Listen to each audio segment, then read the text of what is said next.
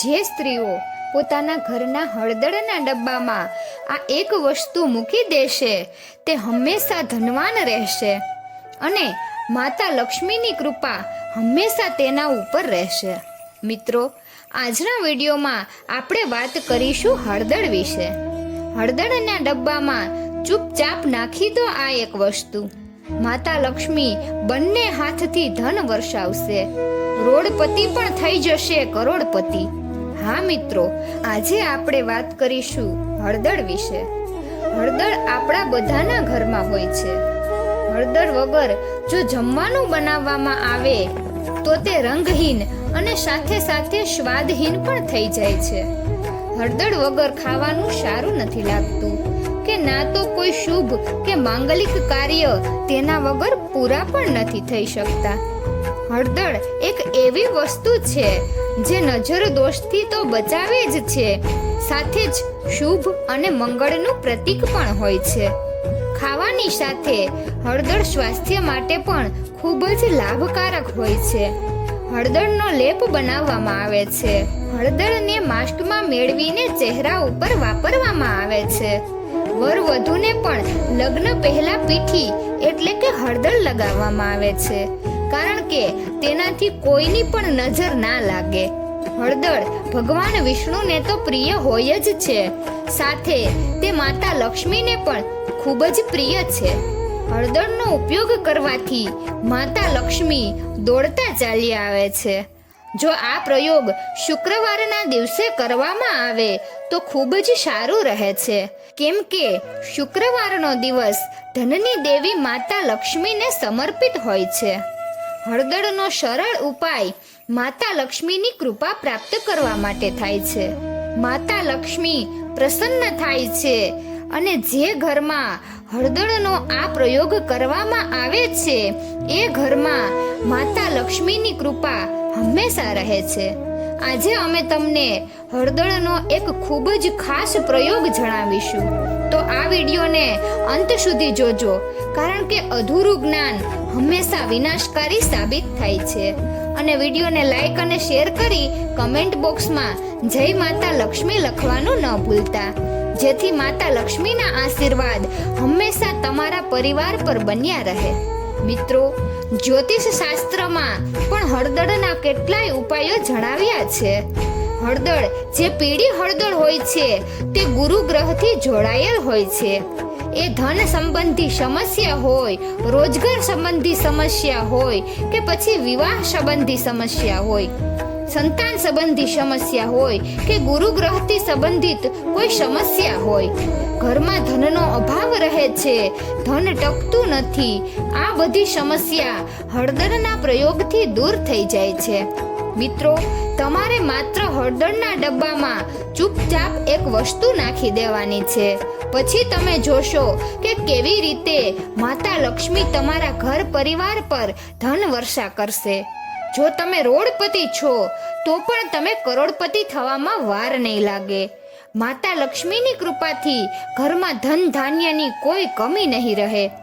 જે લોકોના વિવાહમાં મોડું થઈ રહ્યું છે, વિવાહ નથી થઈ રહ્યા, તેમના માટે હળદર ખૂબ જ ઉપયોગી છે. તેમણે રોજ નાવાના પાણીમાં પીસેલી હળદર મેળવીને તેનાથી સ્નાન કરવું જોઈએ. આમ કરવાથી ખૂબ જ ઝડપથી વિવાહના યોગ બને છે.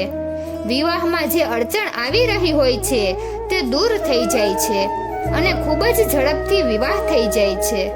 અને કેટલાક લોકો એવા હોય છે કે વિવાહ તો થઈ ગયા હોય, પરંતુ વિવાહ થઈ ગયા પછી ખૂબ જ લડાઈ ઝઘડા રહે છે. વિવાહ ટકતા નથી, વિવાહિક જીવન સુખમય નથી.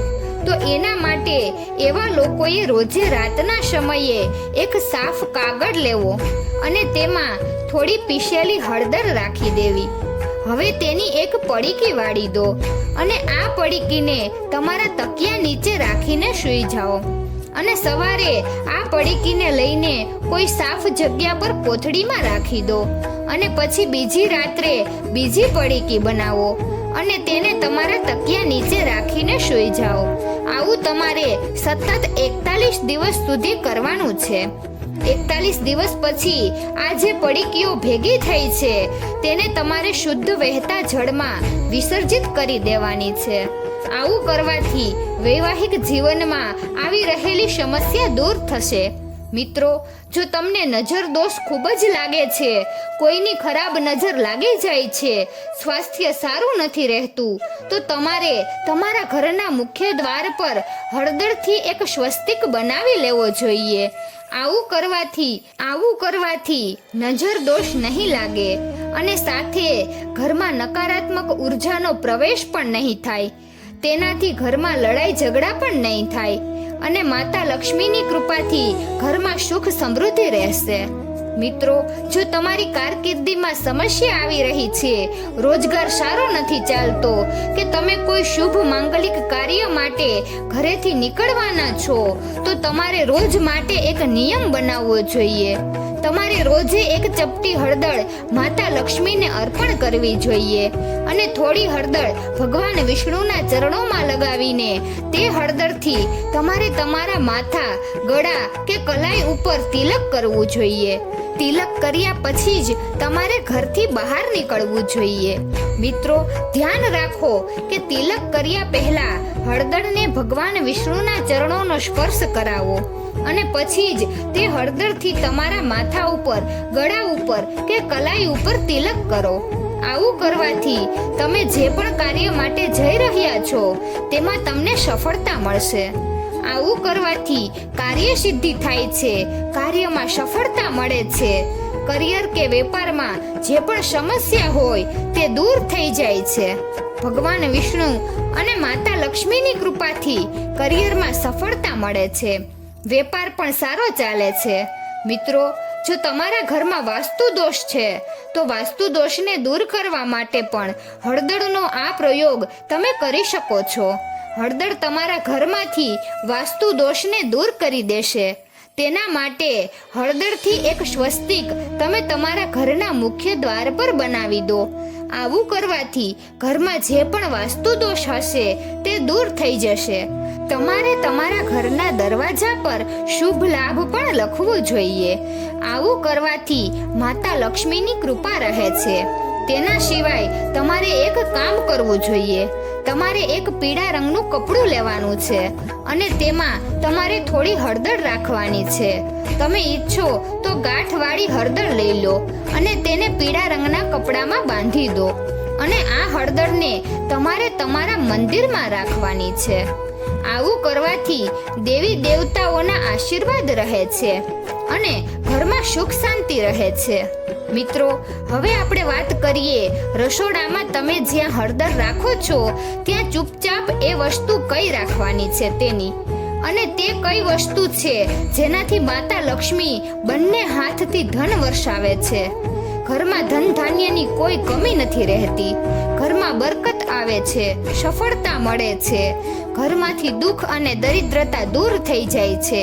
માતા લક્ષ્મી બંને હાથથી ધન વરસાવે છે.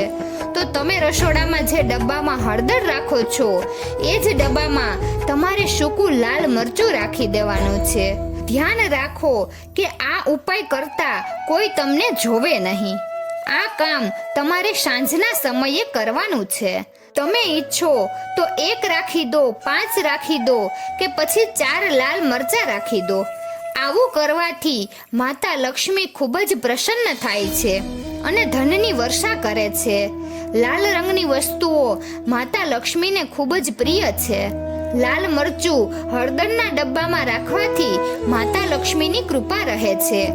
લાલ મરચા સિવાય તમે 2 લીલી ઇલાયચી પણ હળદરના ડબ્બામાં સાંજના સમયે રાખી દો. આવું કરવાથી ઘરમાં ધનમાં વૃદ્ધિ થાય છે, માતા લક્ષ્મીની કૃપા રહે છે અને ઘરમાંથી દુઃખ અને તકલીફો હંમેશા માટે દૂર થઈ જાય છે. મિત્રો, આવું કરવાથી માતા લક્ષ્મી ખૂબ જ પ્રસન્ન થાય છે અને ઘરમાં ધનની કોઈ કમી નથી રહેતી. તમારે મંદિરમાં પણ માતા લક્ષ્મીના સામે હળદર પોટલીમાં બાંધીને જરૂર રાખવી જોઈએ. આવું કરવાથી માતા લક્ષ્મી બંને હાથથી ધન વરસાવે છે, ખુશીઓ, સંપત્તિ બધું જ વરસાવે છે. મિત્રો, જો તમારા ઘરમાં કલેશ વધારે થાય છે તો તેનાથી છુટકારો મેળવવા માટે તમે હળદરના ડબ્બામાં 2-3 આખા ધાણાના દાણા નાખી દો. આવું કરવાથી કલેશ વગેરે બંધ થઈ જશે, ધનમાં વૃદ્ધિ થશે અને ધનનો અભાવ નહીં રહે. તેના સિવાય હળદરના ડબ્બામાં 2 કાળા મરી નાખી દો. મિત્રો, તમારે લાલ મરચાની સાથે કાળા મરી રાખવાના છે. આવું કરવાથી ઘરમાંથી કલેશ, અશાંતિ બધું જ દૂર થઈ જશે. ઘરમાં ધન ધાન્યમાં વૃદ્ધિ થશે, દુઃખ, દરિદ્રતા અને કલેશમાંથી છુટકારો મળશે. મિત્રો, આશા છે કે તમને આ જાણકારી પસંદ આવી હશે. વિડીયો પસંદ આવ્યો હોય તો વિડીયોને લાઈક અને શેર કરી દેજો અને અમારી ચેનલને સબસ્ક્રાઇબ કરજો.